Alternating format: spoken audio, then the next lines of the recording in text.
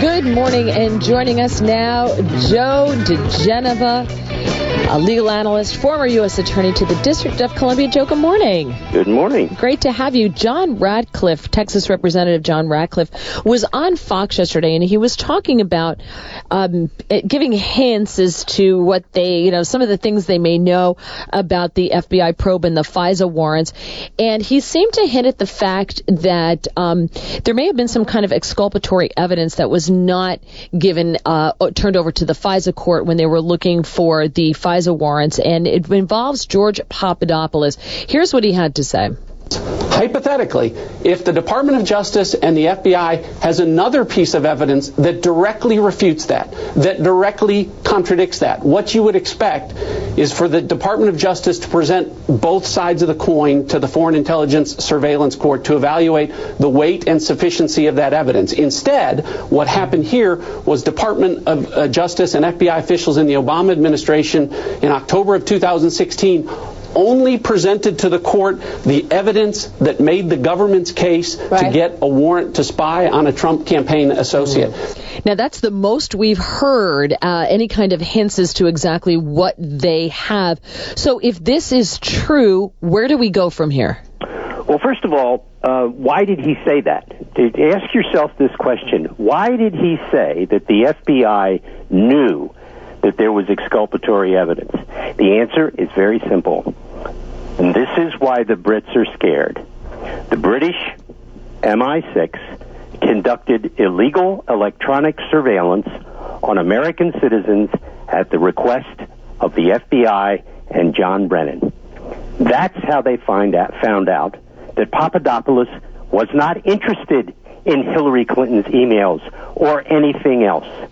Illegal spying by the Brits, and that's why the Brits are going crazy. Yeah, I mean, that's a remarkable issue and also quite a quandary because, we talk all the time about the civil liberties of protecting Americans in the United States from domestic surveillance and why this was such a big deal to see a FISA warrant used to surveil an American citizen involved in a political campaign. But when you stretch out to what you just said, Joe, that you actually request the help of foreign governments, collude with foreign governments in the nature of surveillance, but against an American citizen, that really opens up an entirely different can of worms, no? Well, it opens up a huge criminal liability on the part of American intelligence officers, especially John Brennan. Brennan actually visited London before all of this started and visited with MI6 and what's called GCHQ, which is their foreign NSA oversight surveillance operation. The reason Ratcliffe said what he did, it's pretty easy to see that Glenn Simpson is lying. It's pretty easy knowing what Bruce Orr and Nellie Orr have already told the committee, and James Baker, the former FBI general counsel, they all contradict Simpson. And the reason Simpson is being contradicted is because he lied when he testified to the House and Senate committees about when he first started meeting with Bruce Orr. He said it wasn't until after the election, after Thanksgiving. In fact, Simpson had been meeting with Bruce Orr in the summer of 2016, and he lied about it. And why did he lie about it? Because he knew, because he had been talking with the FBI about the illegal, I underscore, this is huge. The Brits spied on American citizens without the authority of their own government. All right, so now, assuming that what you're saying is true, and I have no reason to doubt your analysis of this, the president has chosen not to declassify certain documents that the Republicans want to classify, and he cited the interest in two foreign governments asked him to not do it, to hold on to it. How does the president walk this line now? We want the information out there, the issue of transparency, but also, if it does involve foreign governments, how does he walk this line? Well, this is what you are watching. May I just briefly allude to last night's 60 Minutes interview? Yes. This is a different president. He is in full control of the presidency. He knows exactly what he's doing.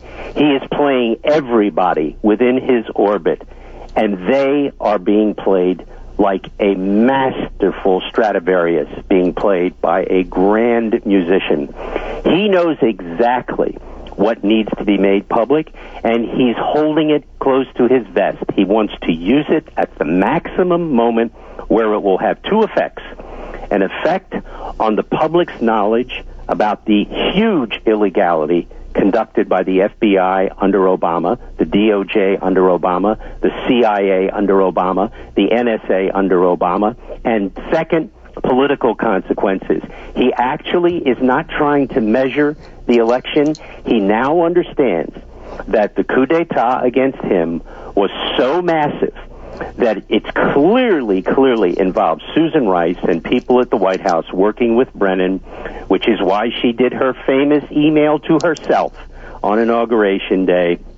And it's why you are now seeing all these stories, which all of a sudden we are told, oh, of course the White House knew about the Russia Gate thing, and they were involved in it, and they were trying to create a narrative about Russia so that if Donald Trump refused to accept the election results, they'd have a way to undercut his legitimacy. This is mind-boggling what these people did. And you know what? If Hillary had won, they would have gotten away with it. Now, you're suggesting the timing here will involve a political impact. Does that mean we should see information ahead of Election Day? That is a very good question, and I do not know. Because I do know this. The president now is in full control of his presidency, and you saw it last night with Leslie Stahl. Some of it was hilarious because Leslie Stahl got stuff thrown in her face that she thought Donald Trump was going to be the guy she had interviewed in the 1980s. And when he said, "I'm president and you're not," that was telling CBS 60 Minutes to stick it where. Yeah, no, he's speaking with a lot of confidence, and she said that, actually. She's interviewed him now 3 times in his role as a politician. You know why he's speaking with confidence?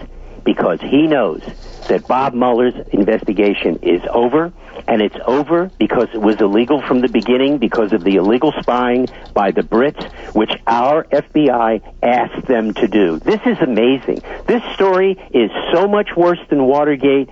And what's really sad is that if the Republicans lose the House, there will be no investigations going because Richard Burr, the Senate chairman of the Senate Intelligence Committee, a Republican, is such a chicken. Well, I don't even want to say the word. I apologize. He's such a loser and a no-brain that the only way this will come out now, if the Republicans lose the House, is through a criminal investigation by the Department of Justice, and that will only happen if Sessions and Rosenstein are gone after the election. That's how serious this is. This now, if we lose the House, all of the investigations come to an end. Every single one of them, because the people in the Senate have no cojones. And that's why I would think we'd see something before the midterms. Yeah, one would hope. One would hope you see something before the midterms to just shock people and drive Republicans to the polls and drive people. If they need listen, if people need anything more than the Kavanaugh thing to get to the polls, they must be somnambulant. Yes. Yeah, well, Joe, never underestimate the power of stupid people acting in a large group. You know how that goes. Yep. All right, Joe DiGenova. All right, Joe, thank you. Thank you, yeah. 7:15 on WMAL.